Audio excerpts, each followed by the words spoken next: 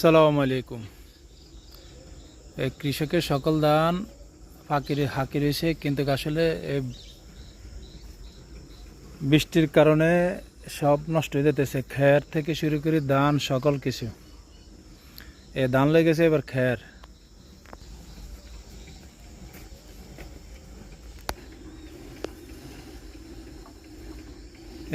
কি পরিশ্রম করতেছে পানির ভিতরে।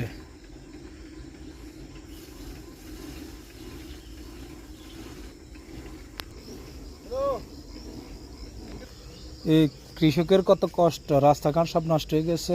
ধান কাটি কাটি উড়ে ধুছে, কি করব। ওই যে ক্ষেত হানি হয়ে গেছে, এই কারণে তো খুব কষ্ট কৃষকের। এই হানি কাজিয়ে যা একটা অবস্থা হয়েছে কৃষকের, আল্লাহ পাক সবার হেফাজত করুক।